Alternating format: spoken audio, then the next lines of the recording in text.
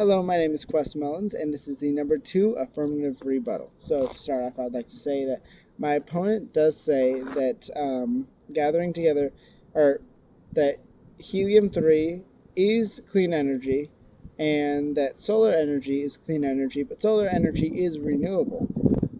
And renewable energy will be able to last longer than things like helium-3, because helium-3 is essentially a fossil fuel in this case.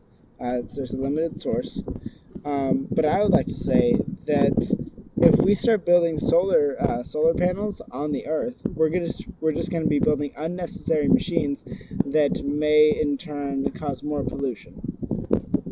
And anything that we do to the Earth, such as building batteries that are connected to solar panels, or building the solar panels themselves, if they have harmful chemicals in them, such as gallium arsenide, which is contained in most solar panels, or all solar panels actually, that can adversely affect the Earth. Whereas if we mine on the moon, we are not actually going to feel those effects. So, like I said, there's a chemical called gallium arsenide in solar panels, which is a carcinogen. And if you are not aware, carcinogens do cause cancer. And what this shows is that, say you have broken solar panels, broken by whatever, just Earth, weather, whatever it be. If we break them, we put them in a landfill, then what ends up happening is that this gallium arsenide, which again is a carcinogen, can leak into the Earth and potentially pollute ecosystems, whether that be plant or animal life. And maybe if the landfill is not in a good place, or if the ground around it isn't properly packed, it could maybe leak into a water source, which then would further pollute which would then further pollute any of our water sources, which you say are dwindling. So I feel like we need a lot more restrictions on solar panels and their recyclability in order to rely on them. And all that information was found on an article on cleantechnica.com on May 1st, 2014, and the article was written by Roy L. Hales. Also, my opponent mentions that in Rebecca Harrington's solar energy article on September 24th, 2015, if the world had 496,805 square kilometers of solar panels, we could create enough energy for the entire world. But by looking up the prices on solar energy, SolarElectricSupply.com, who sells commercial wholesale systems, shows that for every 66,840 square feet, it would cost $1.5 million.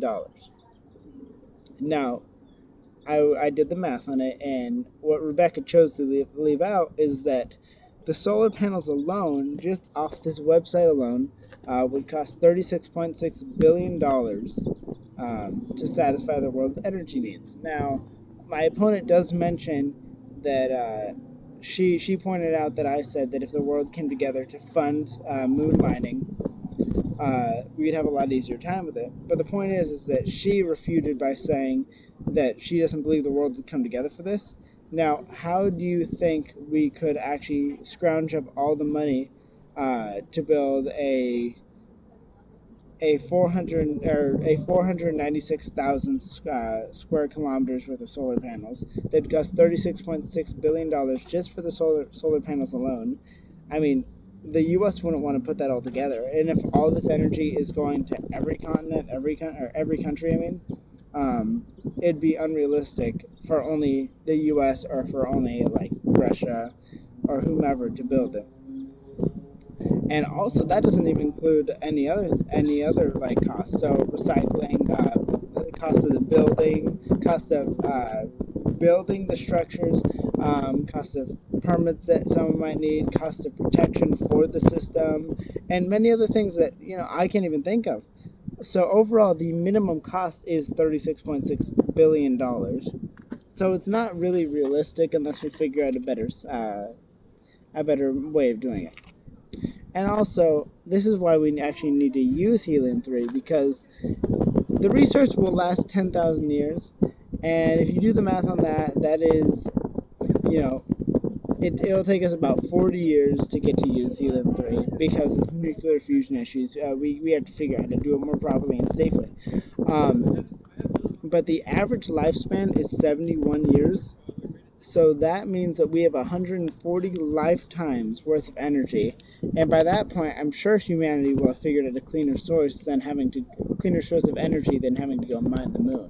140 lifetimes, you can get a lot done with that. And that information was found in an article by Timon Singh on Inhabitat.com on January 28th, 2015.